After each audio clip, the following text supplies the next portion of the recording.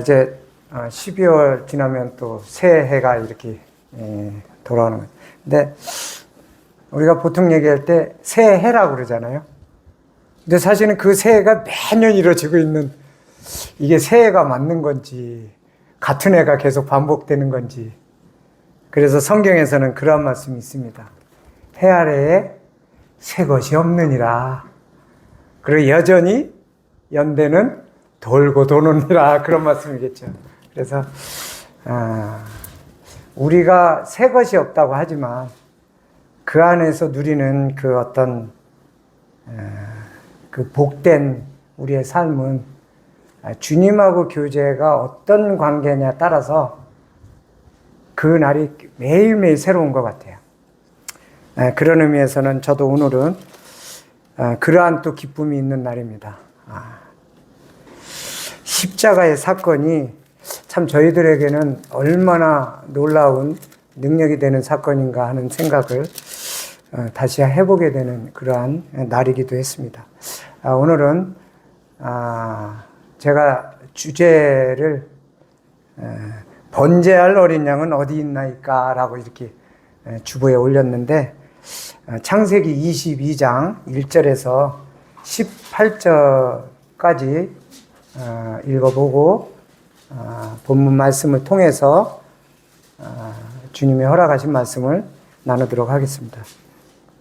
제가 18절까지 읽도록 하겠습니다. 창세기 22장 1절부터 18절입니다. 그 일 후에 하나님이 아브라함을 시험하시려고 그를 부르시되 아브라함아 하시니 그가 가로되 내가 여기 있나이다. 여호와께서 가라사대 내 아들 내 사랑하는 독자 이삭을 데리고 모리아 땅으로 가서 내가 내게 지시하는 한 산 거기서 그를 번제로 드리라. 아브라함이 아침에 일찍 일어나 나귀의 안장을 지우고 두 사환과 그 아들 이삭을 데리고 번제에 쓸 나무를 쪼개어 가지고 떠나 하나님이 자기에게 지시하시는 곳으로 가더니 제3일에 아브라함이 눈을 들어 그것을 멀리 바라본지라. 이에 아브라함이 사환에게 이르되 너희는 나귀와 함께 여기서 기다리라. 내가 아이와 함께 저기 가서 경배하고 너희에게로 돌아오리라 하고, 아브라함이 이에 번제의 나무를 취하여 그 아들 이삭에게 지우고 자기는 불과 칼을 손에 들고 두 사람이 동행하더니 이삭이 그 아비 아브라함에게 말하여 가로되 내 아버지여 하니 그가 가로되 내 아들아 내가 여기 있노라. 이삭이 가로되 불과 나무는 있거니와 번제할 어린 양은 어디 있나이까. 아브라함이 가로되 아들아 번제할 어린 양은 하나님이 자기를 위하여 친히 준비하시리라 하고 두 사람이 함께 나아가서 하나님이 그에게 지시하신 곳에 이른지라. 이에 아브라함이 그곳에 단을 쌓고 나무를 버려놓고 그 아들 이삭을 결박하여 단 나무 위에 놓고 손을 내밀어 칼을 잡고 그 아들을 잡으려 하더니 여호와의 사자가 하늘에서부터 그를 불러 가라사대 아브라함아 아브라함아 하시는지라. 아브라함이 가로되 내가 여기 있나이다 하매 사자가 가라사대 그 아이에게 내 손을 대지 말라. 아무 일도 그에게 하지 말라. 내가 내 아들 내 독자라도 내게 아끼지 아니하였으니 내가 이제야 내가 하나님을 경외하는 줄을 아노라. 아브라함이 눈을 들어 살펴본즉 한 수양이 뒤에 있는데 뿔이 수풀에 걸렸는지라. 아브라함이 가서 그 수양을 가져다가 아들을 대신하여 번제로 드렸더라. 아브라함이 그 땅 이름을 여호와 이레라 하였으므로 오늘까지 사람들이 이르기를 여호와의 산에서 준비되리라 하더라. 여호와의 사자가 하늘에서부터 두 번째 아브라함을 불러 가라사대 여호와께서 이르시기를 내가 나를 가리켜 맹세하노니 내가 이같이 행하여 내 아들 내 독자를 아끼지 아니하였은즉 내가 내게 큰 복을 주고 내 씨로 크게 성하여 하늘의 별과 같고 바닷가의 모래와 같게 하리니 내 씨가 그 대적의 문을 얻으리라. 또 내 씨로 말미암아 천하 만민이 복을 얻으리니 이는 내가 나의 말을 준행하였음이니라 하셨다 하니라. 네. 본문 22장의 말씀은 이제 아브라함이 이삭을 번제를 드리게 되는 내용입니다. 사실 우리 성경에서 이렇게 볼 때 아브라함은 웬만한 분들도 아는 이름입니다. 아브라함은 보통 이스라엘의 제일 중요한 족장 중에 하나고, 또 성경을 잘 알지 못하는 사람들도 아브라함이 믿음의 조상이라는 정도를 많이 들어서 아는 그러한 아브라함입니다. 이 아브라함에 대한 그러한 특별한 사건이 22장에 이와 같이 기록되어 있습니다. 사실 그 이삭은 어떠한 사람이에요? 그 아브라함이 100세 얻은 아들이잖아요. 아브라함하고 사라가 나이 차이가 성경에 기록되어 있는데 10살 차이예요. 그러면 아브라함이 100세 이삭을 얻었으면 사라는 몇 살이에요? 90살이에요.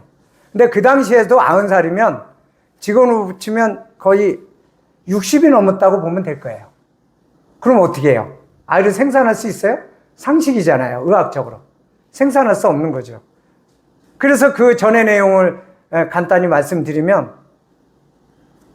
내 씨로 사라를 통해서 아들을 줄 것을 이야기하잖아요. 그러니까 아브라함이 믿질 않잖아요. 웃잖아요. 우리가 보통 보면 사라가 웃었다는 얘기는 많이 기억하는데 아브라함도 웃었다는 얘기는 잘 기억을 못해요. 이쪽에 비중이 있다 보니까. 아브라함도 웃었어요. 왜? 말이 안 되니까. 우리가 이 땅에 살아가면서 참 그런 것 같아요. 하나님이 위대하시고 전지전능하다는 거 알면서도 우리는 우리의 지각대로 하나님을 보는 거잖아요. 아, 참, 말이 됩니까? 이러는 거잖아요. 근데 참 놀라운 게, 하나님이 흙으로 사람을 창조했다고 알고 있고, 그리고 하나님이 얼마나 전지전능하심인지 알면서도 우리는 이 땅에 되어져 있는 과학의 논리로 해석을 한단 말이에요. 그런 분인 거 알면서도. 그러니까 아브라함이 웃는 거잖아요. 아니, 말이 돼요? 이렇게 되는 거잖아요. 있을 수 없다고 생각을 하는 거죠.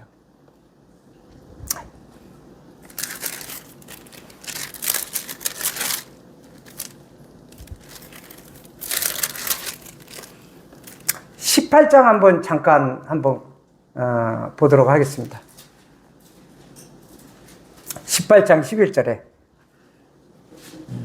이제 사라가 한 말이에요. 아브라함과 사라가 나이 많아 늙었고 사라의 경수는 끊어졌는지라. 이게 잘 아시죠? 그게 어떤 의미인지.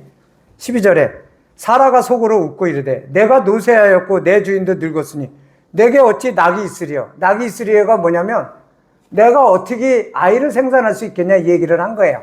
그 말을 바꿔서 얘기한 거예요. 근데 여기는 재밌는 장면이 나옵니다. 저는 지금도 읽으면서도 재밌어요. 뭐라 그러냐면 12절에 사라가 속으로 웃고 이와 같이 이야기하는가 13절에 여호와 하나님 뭐라 그러냐 보세요. 여호와께서 아브라함에 이르시되 사라가 왜 웃으며 이르기를 내가 늙었거늘 여호와 어떻게 아들을 낳으려 하느냐. 이런 장면이에요. 제가 참 이게 참 재밌으면서 훈훈한 거예요. 하나님이 이렇게 한 거예요. 야 아브라함아, 네 아내가 말이야 내가 이렇다는데 웃고 있어야. 이런 장면이잖아요. 재밌지 않아요? 어떻게 보면 친근하기도 하고, 그죠? 야, 나를 몰라? 뭐 이런 이야기 같기도 하고, 그죠? 그러니까,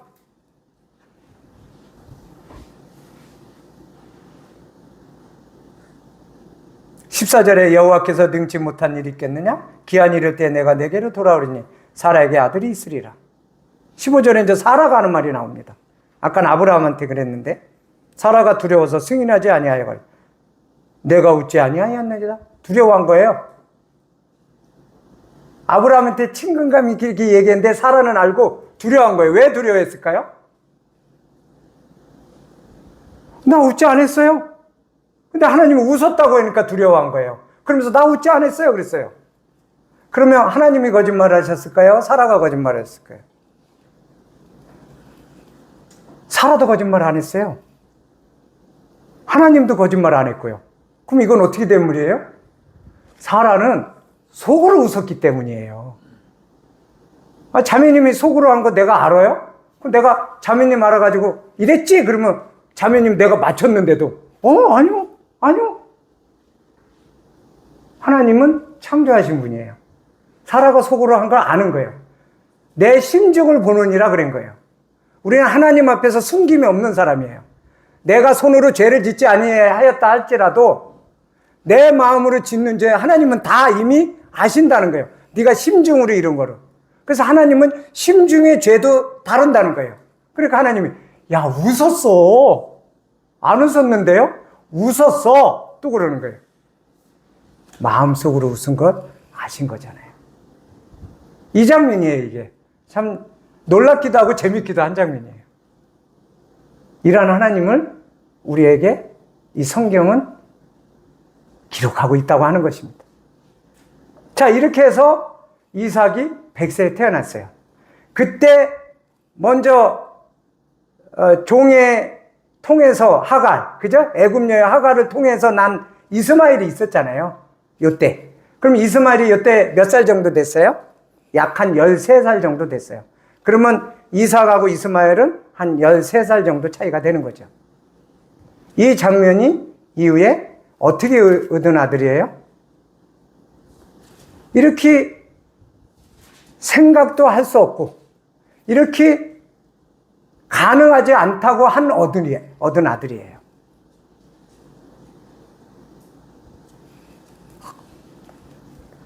놀라운 이적이 아니면 가능할 수 없는 그러한 아들이에요. 근데 성경에서는 항상 이삭을 표현할 때 내 독자라고 이야기합니다. 아까 읽은 것처럼. 근데 우리 사람의 생각으로는 맞을 수가 없어요. 왜요? 이스마엘이 누구의 혈통이에요? 아브라함의 혈통이에요. 비록 하갈이라는 여종을 통해서 낳지만 그는 여전히 아브라함의 혈통이에요. 이삭은 사라를 통해서 낳지만 그도 여전히 아브라함의 혈통이에요. 근데 하나님은 항상 뭐라고 그래요? 내 독자 그래요. 사람의 입장에서 보면, 이스마엘의 입장에서 보면, 하갈의 입장에서 보면 굉장히 서운한 표현이에요. 똑같이 아브라함의 혈통을 받았는데 분명히 이스마엘이 형인데 어떻게 이삭 독자로 표현하냐 이거예요. 그러면 이스마엘은 아들로 취급하지 않는다는 거잖아요. 내 독자. 여기에는 하나님이 우리에게 말씀하시고자 하는 이유가 있다고 하는 것입니다. 왜 이스마엘의 하나님은 아들로 인정하지 아니하고 왜 이삭 하나만 아들로 인정해서 독자라고 표현했는지 오늘 이 본문에서는 그와 같은 이유로 하나님은 우리에게 알게 하시기 원하는 마음이 있다고 하는 것입니다. 이것은 미래에 있을 그리스도 예수님을 통한 복음의 예시라고 하는 것입니다. 우리 예수님은 독생자라고 말씀하셨어요. 근데 예수님도 동일하게 사람을 몸을 입고 오셨대. 육신의 혈통으로는 형제들이 많았어요. 다만 이스마엘하고 차이는 예수님이 맏아들이었던 것 차이예요. 여기서는 이스마엘이 맏아들이잖아요. 육신적인 혈통으로. 그리고 예수님의 육신적인 형제들이 많아요. 그죠? 그래서 예수님이 이적을 행할 때마다 그 이적을 부인하는 태도로 뭐라 그래요? 당신들의 형제들이 여기 있나이다. 이렇게 얘기하잖아요. 그때는 하나님의 능력으로 이적을 행하는 그분 앞에서 동일한 사람으로 낮추는 표현이잖아요. 그죠? 그분은 그분의 신성을 드러내는 사건이었는데 결국은 아브라함의 이삭이라고 하는 모형은 그리스도의 모형의 적통자를 이야기하고 있다고 하는 것입니다. 그러면서 이 성경에서는 이삭을 하나님의 유업을 이을 약속의 후손의 적통으로 삼는다고 하는 것입니다. 신약에서도 분명히 그와 같이 이삭에 대해서 명확히 증언하는 것을 볼 수 있습니다. 그것은 하나님의 말씀입니다. 하갈은 종의 아들인 이스마엘을 낳았다고 이야기하고, 이삭은 자유자의 어머니인 사라를 통해서 약속의 후손으로 낳았다고 신약에서는 명확히 표현하고 있습니다. 하나님은 육으로 난 자와 영으로 난 자를 말씀하시기 위한 목적이 있다고 하는 것입니다. 아무리 아브라함의 혈통이라 할지라도 하나님의 약속으로 말미암지 않은 이스마엘은 하나님의 유업을 이을 자가 아니라는 것을 말씀하시는 것입니다. 하나님의 약속의 말씀으로 되어진 이삭만이 유일한 하나님의 유업과 믿음의 조상인 아브라함의 모든 유산을 이을 적통자라는 것을 이야기하는 것입니다. 그것은 미래에 오실 그리스도 예수님만이 구원자요, 생명을 주신 분이요, 하늘의 기업을 이을 자요, 그리스도가 부활의 첫 열매가 되고 그 안에 붙은 우리들이 동일한 그러한 열매의 한 종류가 되게 하시기 위한 그러한 관계를 하나님은 이미 아브라함을 부르실 때부터 이 관계를 우리에게 말씀하시기 위한 영적인 이유가 있었다고 하는 것입니다. 자, 그러한 이삭이 아브라함 입장에서는 얼마나 귀하겠어요. 근데 이제 본문 22장으로 넘어가서 보면 그 일 후에 이렇게 기록되어 있습니다. 그 일 후라는 건요, 하루 이틀 얘기하는 게 아니라 한참 세월이 흘렀다는 거예요. 앞의 내용에서. 어떤 분들은 그 이삭이 번제로 나무를 지목을 갈 때 소년이었다고 이렇게 표현하는 경우도 있는데, 실은 역사학자들이 보면 우리가 많이 알려져 있는 요세푸스에 보면 25세 후반 정도로 보고 있고요. 또 다른 학자들은 그때 번제로 들려 올라갈 때 나이가 33이라고 표현하는 경우도 있습니다. 어쨌든 어느 것이 옳든 간에 이삭은 그 당시 청년이었다는 사실은 맞다라고 하는 것입니다. 그래서 30대로 표현할 때는 예수님의 그 공생애와 십자가의 사건의 청년 때하고 비슷하다고 볼 수 있는 거죠. 어쨌든 그러한 이삭이 이제 하나님의 명으로 모리아 산으로 가서 번제를 드릴 것을 명함을 받고 갑니다. 아무리 믿음이 좋은 아브라함도 이러한 귀한 아들을 흔쾌히 내주기는 쉽지 않았을 것 같습니다. 이 성경은 그러한 내용이 생략되어 있고 최종적으로 아브라함과 이삭이 동일하게 순종한 내용만 기록되어 있습니다. 3절에 아브라함이 아침에 일찍 일어나 나귀의 안장을 지우고 두 사환, 종들이죠. 두 사환과 그 아들 이삭을 데리고 번제의 슬라무를 쪼개어 가지고 떠나 하나님이 자기에게 지시하신 곳으로 가더니, 4절입니다. 제3일에 아브라함이 눈을 들어 그것을 멀리 바라본지라. 그것을 멀리 바라본지라. 저는 이 장면에 집중을 해봤습니다. 이때 아브라함의 모든 생각과 회한이 많이 있었겠구나. 멀리 바라보면서 이제 저기 보이는 저곳에 올라가면 내 사랑하는 독자 이삭은 이제 번제로 드릴 수밖에 없겠구나. 많은 생각을 했을 것 같습니다. 아마 4절이라고 하는 그 내용에 아브라함의 많은 고뇌가 있었음을 저는 느낄 수가 있었습니다. 5절에 이 아브라함이 사환에게 이르되 결단을 내렸습니다.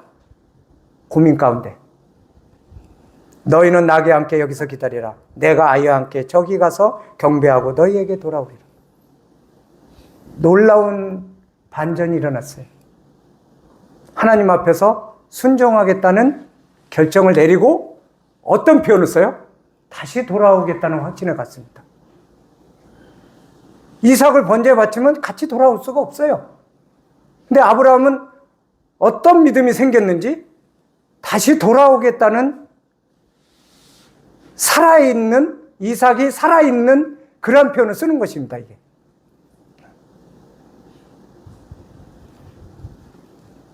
육절에 아브라함이 이에 번제나무를 취하여 그 아들 이삭에게 주고. 이삭은 보통 일반적으로 해석할 때 그리스도의 묘용으로도 많이 표현합니다. 아까 저통하면서. 근데 여기에도 비슷한 장면이 있습니다. 번제의 희생으로 드려야 될 이삭이 자기가 죽임을 당해야 될 그 나무짐을 자기가 지고 간다고 하는 것입니다. 예수님이 골고다를 가시면서 참 자신이 그래야 될 이유도 없고 아무런 죄가 없는 부분이 범죄자와 동일한 헤아림을 입고, 두 강도 범죄자잖아요. 그 가운데 있는 자기도 범죄자와 같은 동일한 취급을 받았다는 뜻이잖아요. 동일한 헤아림을 받고 하나님이 그분이 사람이 된데 그렇게 모욕과 수치를 주고 그 억울하게 그 고난 가운데 달려야 할 그 십자로 본인이 친히 지셨다고 하는 그 장면과 유사한 장면이라고 하는 것입니다.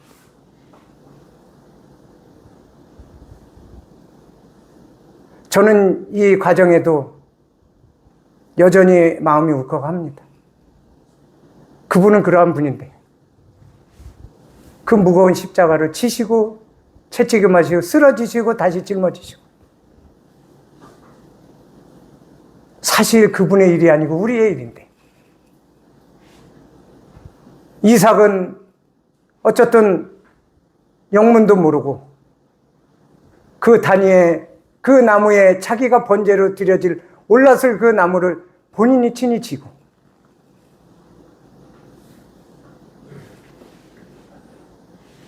이 장면은 사람으로서는 감당하기 어렵습니다. 저한테 하나님이 그렇게 명령을 내렸다면 내가 그렇게 아끼는 그 상상할 수 없는 이적을 통해 얻은 아들을 이러려고 주셨어요? 그러지 않겠어요? 자매님, 이러려고 주셨어요? 그러지 않겠어요? 이러려면 왜 주셨어요? 기껏 잡으라며? 이러지 않았겠어요? 쉬운 일이 아니라는 거예요. 독자를 보낸다는 거. 그것도 어떻게 얻은 자식인데. 기껏 줘놓고 이렇게 죽이려고요? 이렇게 하지 않았겠어요? 이거 쉽게 결정한 거 아니에요, 아브라함이. 이 장면은요, 아브라함과 이삭이 목을 끌어안고 통곡해야 되는 장면이에요. 그러나 결단을 내렸다고 하는 거죠. 하나님은요, 그 심정 우리한테 말씀하시기 원한 거예요. 내 아들 예수 그리스도를 내가 이와 같이 사랑하는데 니네 때문에 이렇게 보내는 거야. 이걸 여기서 얘기하고 싶으셨던 거예요. 아브라함이 이삭에 대해서 어땠겠니? 근데 내 아들 예수 그리스도가 나한테는 그러한 존재인데 너희들을 위해서 죽음의 길로 이 땅에 내려보낸다는 거예요. 예수님은, 하나님은. 그 장면이에요, 이게. 결코 쉬운 일이 아니었다고 하는 것입니다. 자기 짐을 지고.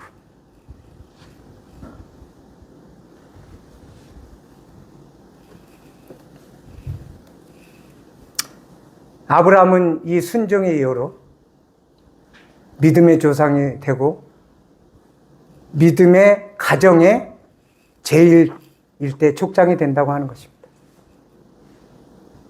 저는 이 말씀을 상고하면서 내가 이 믿음의 가정에 살아왔고 믿음의 가정을 이룬 것이 얼마나 행복하고 복된지를 다시 한번 느끼게 됐습니다.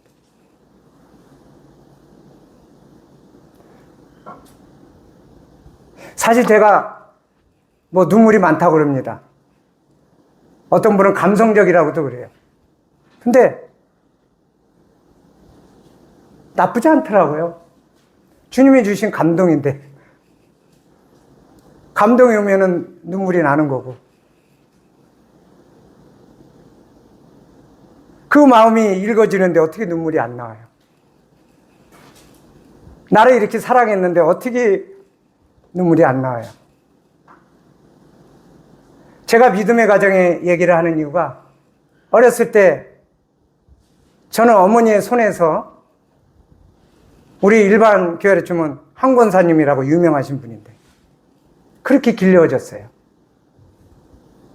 제 무릎에서는 어머니 찬송 부르고 기도하는 것이 어렸을 때부터 각인이 돼 있어요. 제가 나이가 좀 어렸을 때 우리 그런 꿈들 많이 꾸잖아요. 막 슈퍼맨에 대해서 날아가서 그냥 막 정의롭게 뭐도 해보고 싶고 막 꿈들도 바뀌고. 근데 제가 꿈을 꿨어요. 그랬더니 엄마 내가 꿈을 꿨는데 내가 칼을 이렇게 쫙 피면 번쩍하더니 악한 사람들이 다 죽어 없어져. 어머니가 뭐라는 줄 알아요? 그게 저 기억이 나요. 그게 격려예요. 믿음의 가정이에요. 저한테 그래. 꿈보다 해몽이라고 그러죠? 저한테 그래요. 그거 그냥 어렸을 때 다 꾸는 꿈이에요. 뭐 대단한 것도 아니야. 근데 어머니는 야, 너가 하나님 앞에서 큰 사람이 될 거야. 너 그게 성령의 검이야. 성령의 검을 쫙 빼면 진짜 꿈보다 해몽이야. 어렸을 때도 그게 왜 그렇게 좋았는지. 이것이 믿음의 가정에서 내가 자란 복이었구나. 여러분들 믿음의 가정 포기하지 마세요. 얼마나 복된지 몰라요. 제 지금도 기억하잖아요, 이걸. 그래서 자녀들한테 믿는 자와 결혼하라, 믿는 자와 결혼하라는 게 세상에서 부족해도 쉬운 말로요. 다 잘난 사람이 안 믿는데 배운 것도 없고 가진 것도 없는데 믿음 하나만 좋아. 그래도 그게 복된 겁니다. 거기하고 가정을 이뤄야 돼요. 아브라함은요, 이 순종의 결과로 믿음의 조상이 되고 아름다운 믿음의 가정이 됐습니다. 이제 믿는 우리에게도 유대인에만 아브라함이 조상이에요? 영적으로 우리한테도 믿음의 조상이잖아요. 그죠? 이러한 족장이 된 것이에요. 그래서 이 순종의 결과로 아브라함은 말 그대로 아브람에서, 아브라함이 이름 뭐예요? 존귀한 아비인가요? 그죠? 아브라함은 뭐예요? 열국의 아비로. 열국의 아비로는 많은 후손들이 있다는 거예요. 그리스도 예수님이 첫 열매가 되시고 그리스도 예수님을 통해서 거듭난 그분과 함께 된 많은 열국들, 그죠? 믿음의 후손들. 이 믿음의 족장이 아브라함이 됐다고 하는 사실입니다. 7절에 한번 보겠습니다. 자, 2절에는 내 아들, 내 사랑하는 아들. 의미 있죠? 내 아들, 내 사랑하는 아들. 2절에 아브라함이 이삭을 어떻게 생각하는지를 하나님은 아시는 거예요. 몰라서 번제 드리라고 한 게 아니에요. 내 아들, 내 사랑하는 독자. 번제로 드려, 번제로 올려, 이 소리잖아요. 하나님도 아시면서. 아브라함이 독자 이삭을 얼마나 사랑한지 2절에 하나님이 아시는 장면이에요. 내 아들, 내 사랑하는 독자 이삭을 어떻게? 내가 뭘 더 해줄까가 아니라 죽여서 바쳐, 이 소리인데 얼마나 감당하기 어려운 얘기예요. 근데 7절로 내려가 보면 이삭이 그 아비 아브라함에게 가로되 내 아버지여. 보통 보면 아버지 그러잖아요. 근데 여기서 내 아버지에는 어떤 관계예요?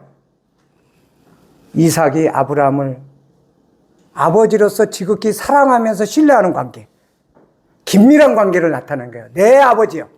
그러니까 어떻게 돼요? 하니 그가 가로되 내 아들아 내가 여기 있노라. 내 아들아 내가, 아들아라고 안 쳐. 내 아들아. 둘 관계가 어떤 것 같아요? 끊을래야 끊을 수 없는 관계. 내 아버지요. 그래 내 아들아. 내 아버지요. 그래 내 아들아. 이 관계예요. 근데 이삭이 묻습니다. 그런데요, 그런 관계의 아버지한테 친밀한 거, 번제할 양이 어디 있어요? 이제 이삭이 감을 잡는 거예요. 혹시 나? 이 장면도 제가 이렇게 웃으면서 얘기할 수 있는 장면은 아니에요. 아브라함은 뭐라고 대답했을까요? 널 잡아야 돼 대놓고 못했을 거야. 그죠? 묵묵히 이야기합니다.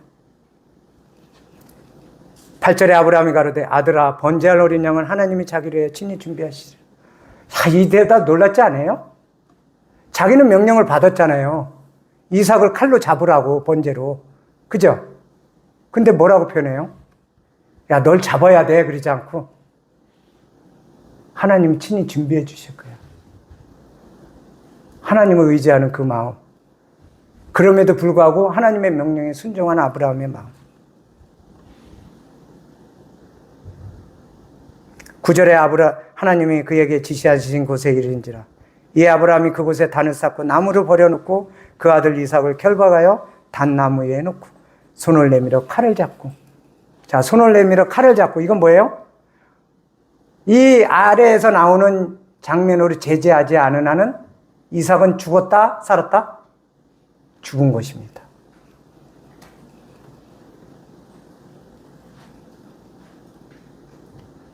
급하게 부르십니다. 11절에. 여호와의 사자가 하늘에서 그를 불러 가라사대 아브라함아 아브라함아. 자, 계속 부르죠? 급하게 부르는 거야. 야, 아브라함아 아브라함아 이 소리예요. 아브라함아 아브라함. 수도! 이 소리예요. 수도! 하지 마. 그 얘기예요. 아브라함아 아브라함아 하시는지라. 아브라함이 내가 여기 있나라. 사자가 가라사대 그의 내 손을 대지 마라. 죽이지 마라. 그 얘기예요. 그러면서 이래요. 내 독자라도 내가 아끼지 않고 준행하였은즉 하나님은 뭐라? 내가 이미 번제로 드려진 것처럼 흠양했느니라 이 말씀이에요. 내가 이제야 하나님을 경외하는 줄 아노라. 아브라함이 눈을 들어 살펴본즉 한 수양이 뒤에 있는데 뿔이 숯불에 걸렸는지라. 아브라함이 아까 이야기한 거하고 맞게 됐네요. 하나님이 친히 준비해 주신 사건이 되어 나오네요. 그죠? 네. 수양이 걸린지라. 아브라함이 가서 그 수양을 가져다가 아들을 대신하여 번제로 드렸다. 대신하여 번제로 드렸다. 하나님이 독생자 예수 그리스도를 우리한테 내려주심은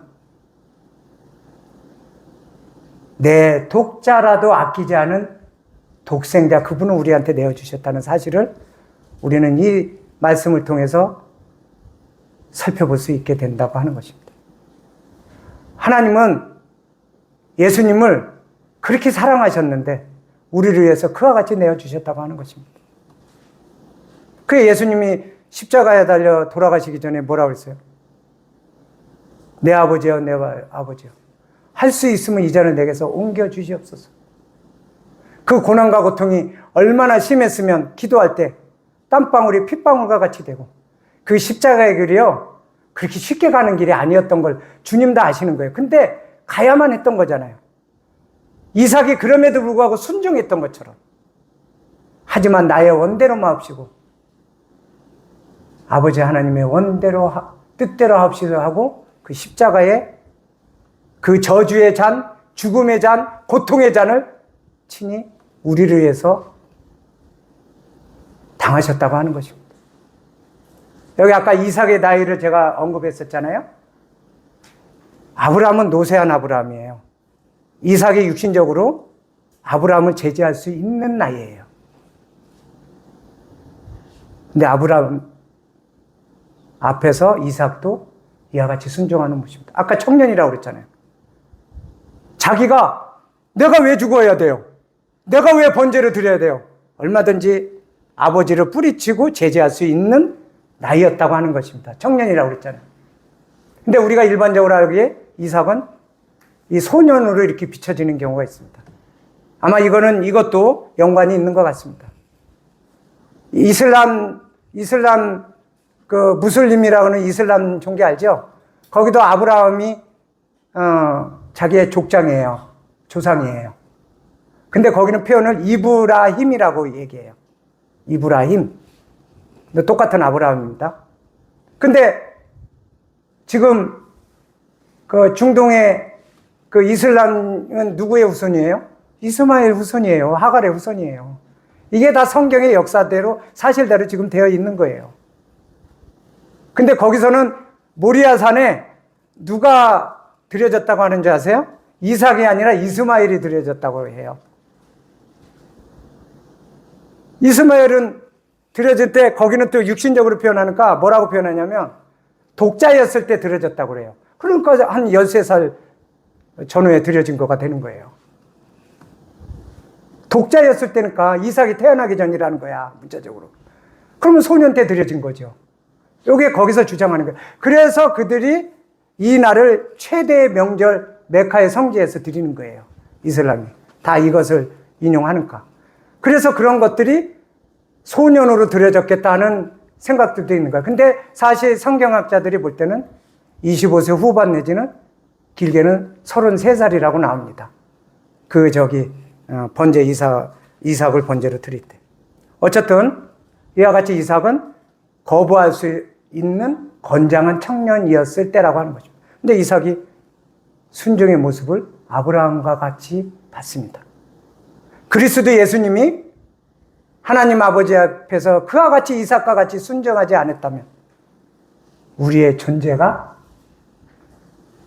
있을 수가 없다고 하는 것입니다. 그분은 그러한 고통 가운데서도 묵묵히 그 저주의 십자가에 달리셨다고 하는 것입니다. 이것이 창세기 22장이 우리한테 이야기하고자 하는 것입니다.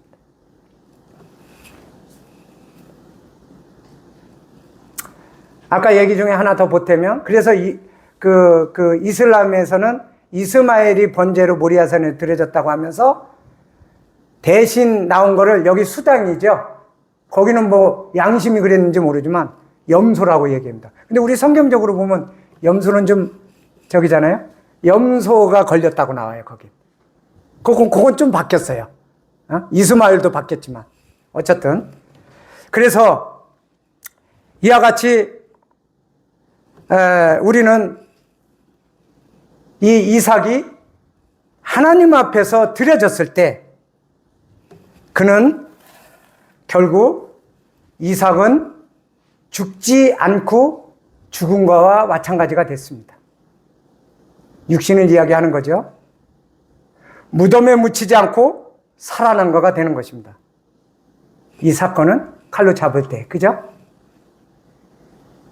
이 안에서는 죽여진 이삭과 살아난 이삭의 모습에 부활이 또 담겨져 있다고 하는 것을 볼 수 있습니다. 이제 육신은 죽지 않았지만 죽었고 무덤에 묻히지 않고 살려주는 여기 그리스도 예수님을 통해서 살아난 우리하고도 같은 모습이 되었다고 하는 것입니다. 이제 아브라함 입장에서는 이삭은 죽었지만 이삭은 살아난 거가 된 거예요. 그래서 앞에 기술한 것처럼 이제 이삭하고 당당하게 부활된 이삭처럼 기쁨으로 돌아가게 된 거예요. 그리스도 예수님도 동일하게 십자가에 죽으셨지만 그분은 무덤에 머물러 있지 않고 살아나심으로 이제 그분을 통해서 묻은 우리는 죽지 않고 죽은 자가 됐으며 십자가에서 그리스도와 함께 십자가에 못 박혔다고 그랬잖아요. 우리는 무덤에 묻히지 않고 그리스도의 생명으로 영원한 생명으로 부활한 자가 되었다고 하는 것입니다. 이제는 우리는 이 땅에 살아가면서 그 생명을 가져가지고 왕성하게 생명력 있게 살아가라고 한다는 것입니다. 그러면서 그분이 약속하신 대로 이제 썩지 않고 새하지 할 영원한 몸으로 변화돼 그날을 우리는 기다리면서 우리는 죽지 않고 죽었고 무덤에 묻히지 않고 살아난 영원한 생명을 소유하는 자라고 하는 것입니다. 이제 우리 그 생명 가운데서 담대하고 당당하게 살아가시라는 거예요. 왜? 그 생명은 하나님이신 그리스도 예수님의 생명이니 그리스도의 사랑을 누가 끊었겠어요? 그분의 생명을 누가 해할 수 있겠어요? 죽음도 그분을 가둬주지 못하고 부활의 영광스러운 몸으로 생명으로 승리하신 그분의 생명이 우리 안에 있는데 우리가 그 생명을 소유하는데 무엇을 두려워하겠냐고 하는 것입니다. 우리는 그 생명의 담대함으로 이 땅을 살아갈 수 있게 된다고 하는 것입니다. 우리는 이 말씀을 통해서나 세상의 이치를 우리는 잘 분별할 수 있어야 된다고 하는 것입니다. 일반적으로 우리가 이 세상에서도 공부할 때 보이는 사물을 보고 상황을 잘 파악하는 것을 일반적으로 인지 능력이 뛰어나다 이렇게 이야기합니다. 근데 보이지 않는 이치를 깨닫고 잘 해석하는 것을 뭐라 그래요? 사리 분별이 있다 이렇게 이야기합니다. 달리 말하면 지혜예요. 그래서 세상의 지식으로는 십자가에 달려 돌아가신 거로 이 죄를 모두 다 대속할 수 있다라고 하는 것은 그 보이는 사물을 인식하는 그 인지 능력에는 말이 안 되는 거예요. 그러나 믿는 우리에게는 왜 능력이 되냐면 그 안에 담겨진 일들. 그분이 왜 이 땅에 오셨고 그분은 죄가 없는데 왜 그 십자가에 달려진 그 이치를 깨닫게 될 때 우리한테는 얼마나 큰 복이고 능력이 되는 십자가인지 우리는 그 십자가에 달려진 그분을 자랑하고 선포할 수밖에 없다고 하는 것입니다. 이것이 우리가 살아가는 우리의 생명력 있는 삶이라고 하는 것입니다.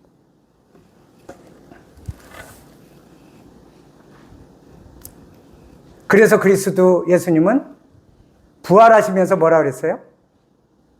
제가 따로 찾지는 않겠습니다. 아까 제가 이게 말씀 준비는 했는데 우리 형제님이 읽어주셨거든요. 부활에 대해서. 그죠? 고린도전서.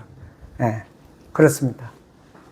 그분이 죽음에서 살아나셔서 부활의 첫 열매가 됐고 우리는 동일한 그분의 열매에 같은 종류의 열매라고 이렇게 성경은 기록되어 있어요. 그러면서 부활 생명이 없는 자는 세상에서 가장 불행하고 불쌍한 자라고 이야기합니다. 우리는 십자가의 죽음으로 우리의 죄가 다 대속된 것이 중요하지 않다는 게 아니라 그보다 더 중요한 것은 부활의 생명의 소망이라고 하는 것입니다. 우리 죄가 다 대속되었어도 우리 부활이라는 소망이 없다면 세상에서 가장 슬프고 불쌍한 자들이라고 성경은 기록하고 있는 것입니다. 그러나 우리는 영원한 생명의 부활이 있다고 하는 것입니다. 그래서 이 교회는 부활의 신앙이 없으면 죽은 삶이라고 하는 것입니다. 우리는 불갑을 죽지 아니할, 불갑을 썩지 아니할 몸으로 변화될 것입니다. 그리고 그분의 생명으로 영원히 연대에 닿음이 없이 그분과 함께 거할 것입니다. 이 소망이 없다는 것은 불행한 거라는 거예요. 이 땅에서 아무리 잘 믿었어도 그 부활이 없다면 그 누구보다도 억울하고 불쌍하다는 거예요. 근데 아니라는 거예요. 우리는 그 부활의 생명이 있다라고 하는 것입니다. 그래서 예수님은 성문 밖에서 고난을 당하셨습니다. 이 모리아 땅에서, 이 모리아 땅이 나중에 예루살렘 성전진 되잖아요. 그죠? 예수님은 성문 밖에서 고난을 당했고 같이 연관이 있다는 거예요. 성경 기록대로 우리의 죄들이라고 그랬죠? 죄들을 인하여 죽으시고 아브라함이 번제나무를 취하여 그 아들 이삭에게 지우고 예수께서 자기의 십자가를 지시고 다 관계된 내용이라고 하는 겁니다. 이삭은 아브라함 앞에 희생물로 순종이 순수히 기꺼이 내어져야했던 것처럼 예수님이 털 깎는 자 앞에서 잠잠한 어린 양같이 자신을 기꺼이 내어주셨던 사실과도 동일하다고 하는 것입니다. 내 아들 내 사랑하는 독자를 아끼지 아니하였듯이 하나님도 독생자 예수님을 아끼지 아니하고 우리를 위해서 보내주셨다는 그 동일한 사실.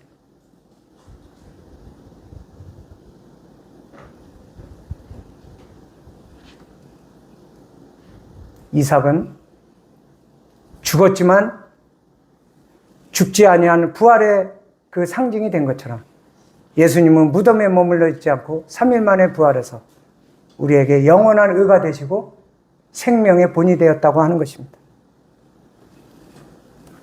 그래서 창세기 22장에 14절에 보면 이러한 말씀이 있습니다. 아브라함이 그 땅 이름을 여호와 이레라 하였으므로 오늘까지 사람들이 이르기를 여호와의 산에서 준비되리라. 이레는 뭐예요? 준비된다, 그런 뜻이잖아요. 근데 이레를 원래 원어의 표현으로는 이렇게 되어 있다고 합니다. 여호와의 산에서 그것을 미리 보리라라는 뜻이래요. 결국은 그것이 여호와께서 미리 준비해 주셨다는 거로 이제 번역들이 다 그렇게 된 거예요. 뭐 같은 맥락이기 때문에 그랬겠죠. 근데 원래는 여호와의 산에서 그것을 미리 보리라. 가로 열고입니다. 정확히는 여호와의 산에서 그것을 보리라. 하나님은 이미 우리 입장에서 미래에 있을 그리스도 예수님의 예표를 여기서 보여주셨다고 하는 것입니다. 그것이 뭐다? 그분이 준비하셨다라는 뜻이 된 같은 내용인 여호와 이레라고 하는 것입니다. 그래서 마지막 정리하면, 그래서 하갈의 의미는 육신의 혈통으로 우리가 해석할 것이 아니라 육으로 출생한, 즉 종, 율법, 죄의 굴레를 상징한다고 보는 것입니다.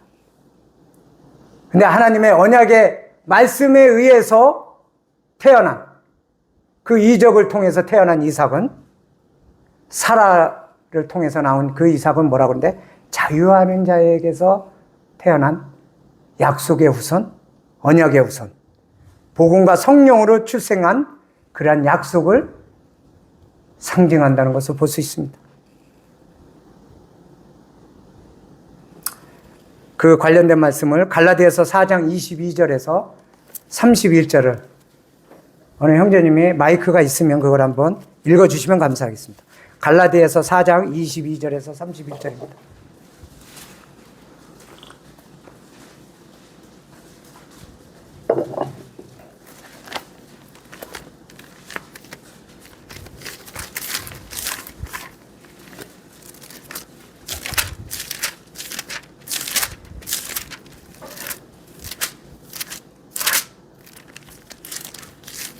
갈라디아서 4장 22절부터 31절까지만 읽어주시면 감사하겠습니다.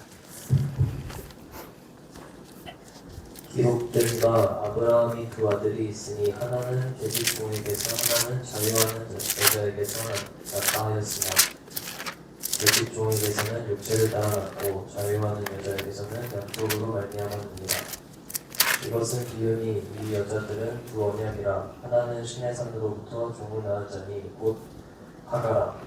이 하가는 아라비아에 있는 신의 산으로 지금 있는 예루살렘과 같은 데니 너가 그 자녀들로 더불어 종 노릇하고 오직 위에 있는 예루살렘은 자유자니 곧 우리 어머니라. 기록된 바 잉태치 못한 자여 즐거워하라. 부르치 못한 자여 소리질러 울치라.